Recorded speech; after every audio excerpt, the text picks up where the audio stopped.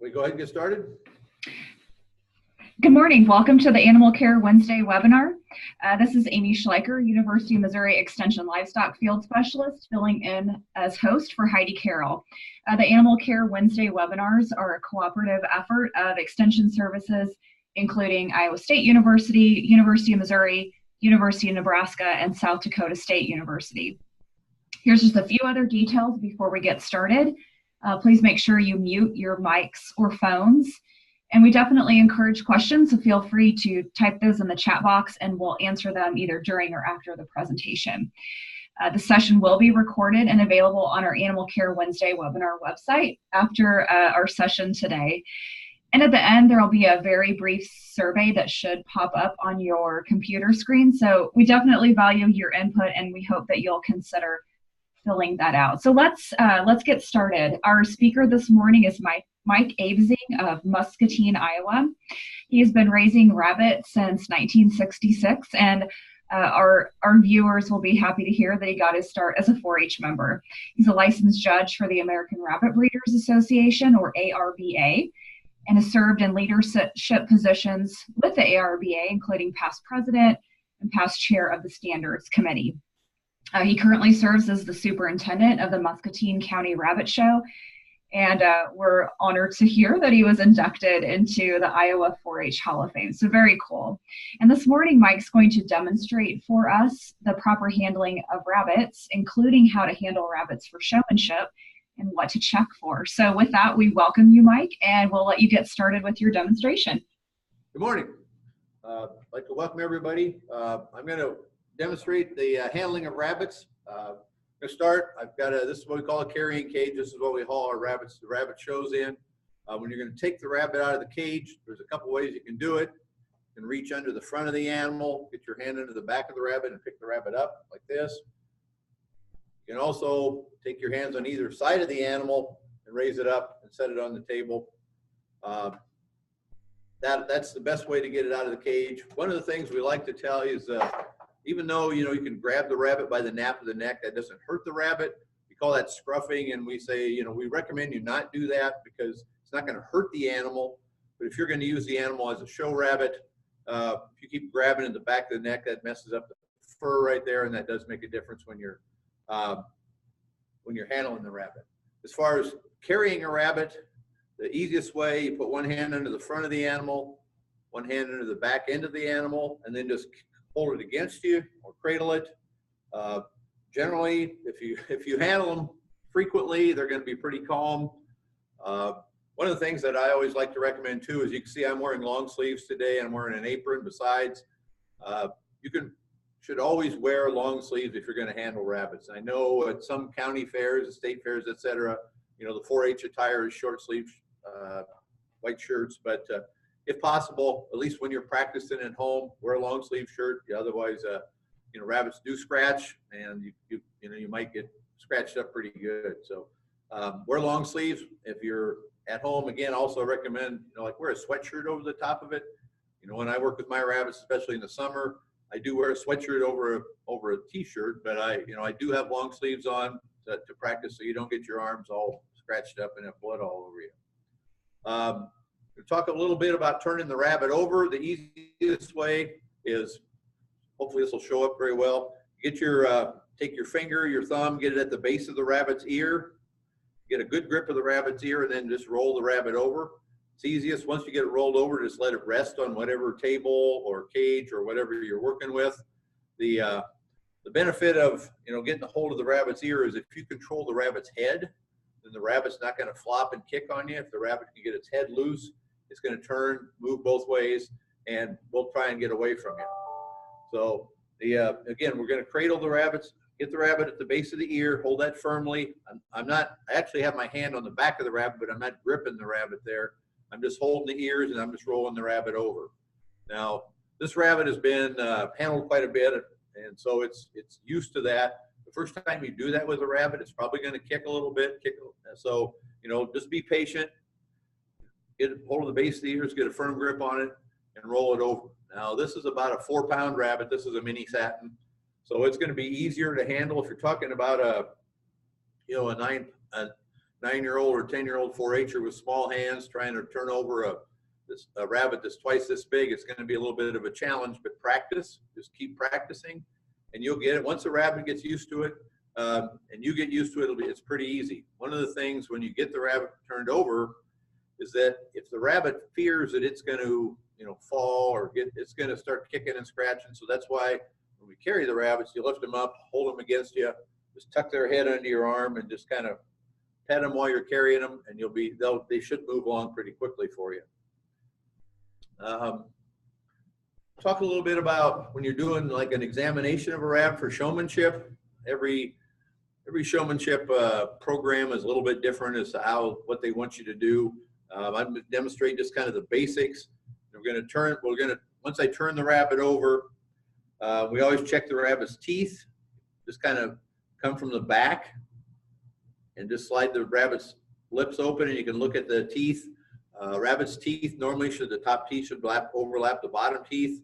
If they're the other way or if they're budding, those would be disqualifications or faults you would look for in your rabbit. Once you get it turned over, check its teeth. We also check their toenails. You just stick your thumb in the middle of the paw and the nails will just wrap right around there. Rabbits have 4 toenails and a dew claw in the front, so 5. Check each one. The rear foot, again, you have 4 toenails on the rear foot. And then to sex the rabbit, get their tail between your fingers and just push on the vent and it'll just open right up, and you can check the sex that way. That's a basic examination of the rabbit. We also take a look in their ears. We just want to make sure they don't have any ear mites. I'm sure most of you are familiar with what ear mites look like. When you'll get the rabbit rolled over, we take a look at its eyes to make sure you don't have any blindness in the eyes or anything there. One of the things you always want to check when you turn your rabbit over is you want to look at the rabbit's nose, make sure it doesn't have any signs of snuffles or any kind of infections there. That's probably the most common problem you see in rabbits, although rabbits are generally very healthy.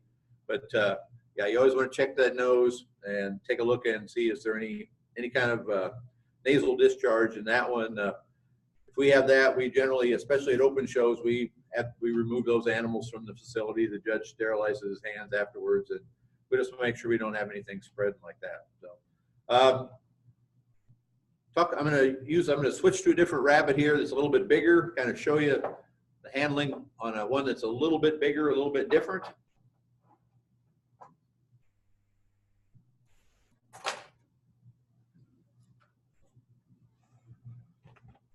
This is an English spot rabbit.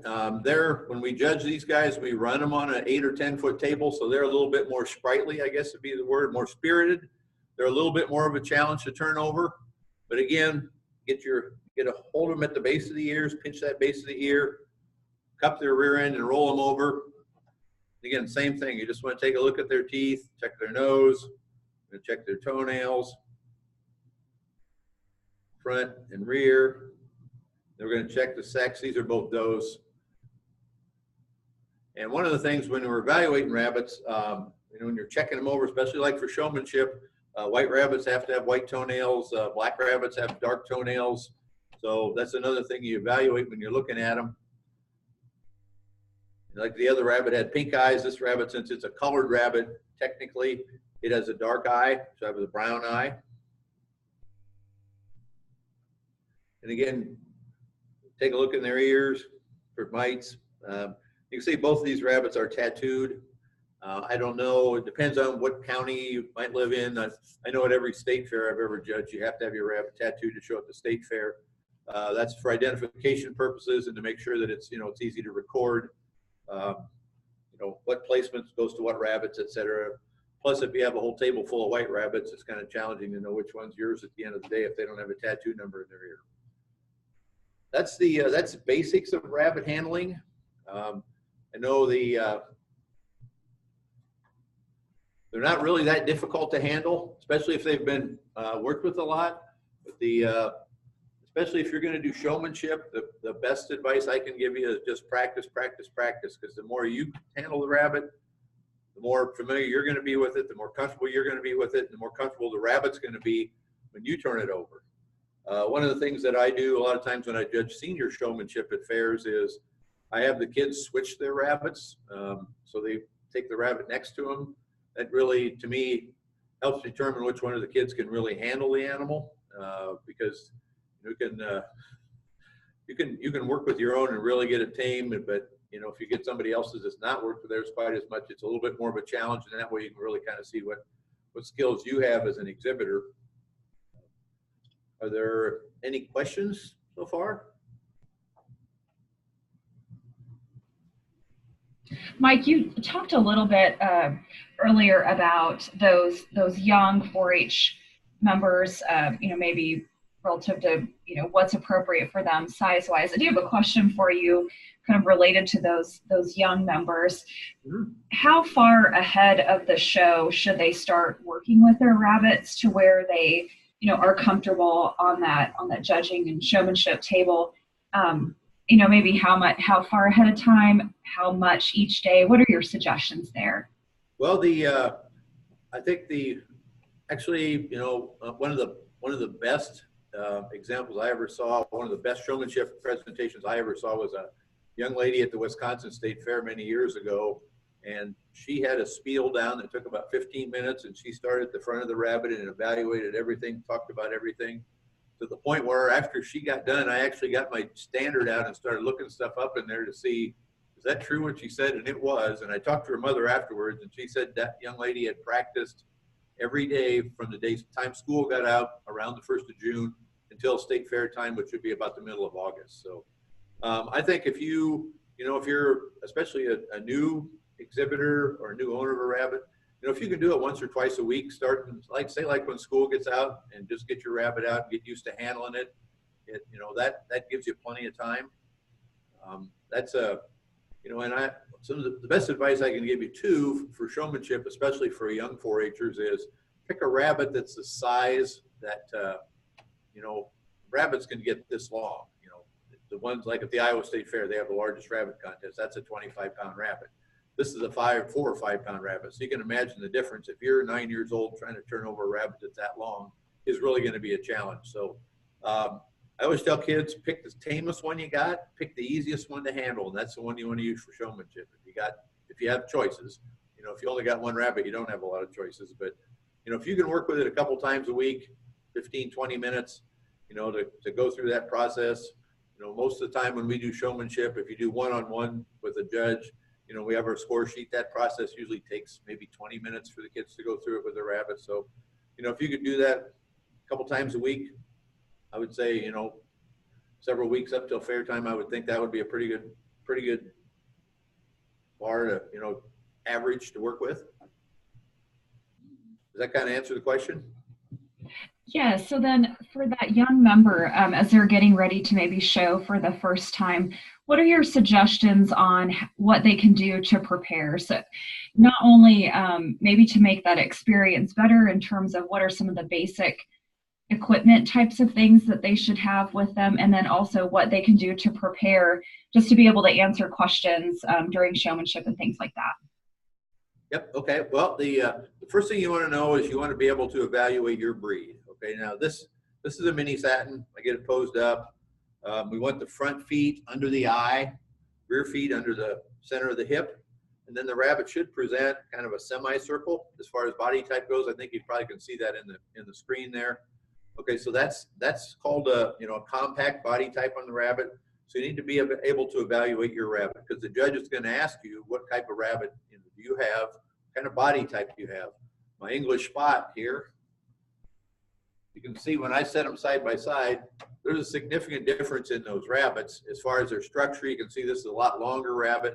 When we judge her, she's actually running on a table, so she's got a lot longer leg, and she's a little bit more of a rangy animal. But as far as conditioning rabbits, getting them ready for the fair, just the basic rabbit pellets works just fine. And then you can give them little treats. Black oil sunflower seeds will work fairly well. Oats, you can give them that. Either whole oats, crimped oats, rolled oats, any of those will work. Any of those are conditioners. The thing you have to be careful of in the summer with all the heat is if you give them too much energy in their diet, instead of having a nice coat like this one's got, you'll make them molt. So there's a little bit of a fine line there. You know, I suppose on a small rabbit, 3 or 4 black oil sunflower seeds a day is plenty. On a, you know, a larger rabbit, it might be 6 or 8. And again, it depends on the breed. There are some breeds that are evaluated. This breed is evaluated a lot on what their quality or their coat is, what their flesh condition is, or the muscling on the animal. On the English spot that we run, that rabbit is evaluated, very high percentage of that evaluation is based on the markings on the rabbit. So whether it's got a lot of muscling or a really nice coat is not as important as on this breed. I mean, it's obviously good to have, but it's not as important as it is on a mini sat. And then there are some breeds, say a Netherland dwarf, which is a very small rabbit, which kind of sits up with his head up in the air. One of the things we look at is the roundness of the head, the length of ear, the substance of ear. So again, the coat condition is not quite as important. Every breed of rabbit has a little bit different standard that we judge by. So it you need to be able to explain, you know, as far, especially in showmanship, you know, what are you looking for? You know, after you do your examination of the rabbit, then usually you pose your rabbit up and you say, okay, this is my rabbit. This is my white mini sat, and he's got a very nice shoulders to him. He rounds well off the hind quarter. He's got a nice coat on him. And then if I'm the judge, a lot of times I say, okay, if you could fix one thing on your rabbit, what would you change? And, you know, would you make it wider at the hindquarters? Would you make its coat thicker? Would you make its coat softer? Would you put more muscling on it? And again, that's to me, from a judge's standpoint, that gives you an opportunity to see, you know, what the kids really know. Some of these kids are really good at, they have a spiel that they start and they just go right through it. And if you stop them and ask them questions, they're just, uh-oh, now what do I do? You know, so it's you know, I think it's good to actually know your animal as opposed to being able to memorize a rote memorization of a presentation. Did that help? I know I talked a lot, but did that help? Did that answer the question? Yes, absolutely. That's great. Well, I think that's all that we've got for questions this morning. So we want to thank Mike for his very informative presentation, and we appreciate his time and information this morning for sure. Go ahead. I would like to add one thing. If you, my contact information is going to be up on the screen, but if any of you would like to get a hold of me, if you have rabbit-related questions or anybody that you work with has rabbit-related questions, I would be very glad to help out and answer any that I can. So you can either contact me via email or via phone, either way. Glad to help if I can. We really appreciate that. And you mentioned to me before we started the webinar that the March and April 2018 issue of the ARBA member newsletter had an article on rabbit handling if they wanted more information. Yeah, it's called Proper Handling by Bryony Smith down in Kansas. She chairs our Judges Education Committee. And so there's an article with pictures, and you know, if any of you have access to that, it's you know, in the Domestic Rabbit magazine in March of April 2018. So that's another good resource too. Great, thank you very much for that. Well, just a reminder that the recording of this and the other past webinars are available on our Animal Care Wednesday webinar website. There's a lot of W's there, and I've posted that website in the chat box as well. So you're sure welcome to go back and check out those recordings at any time. So again, we thank Mike for his time and presentation this morning. It was very informative, and we hope that everyone will join us for our next webinar, which is in April, on April 3rd, and the topic will be goat care and handling, and Randy Sainer from the University of Nebraska Extension System will be our presenter that day. So again, thank you everyone for attending, and have a great day. Thank you.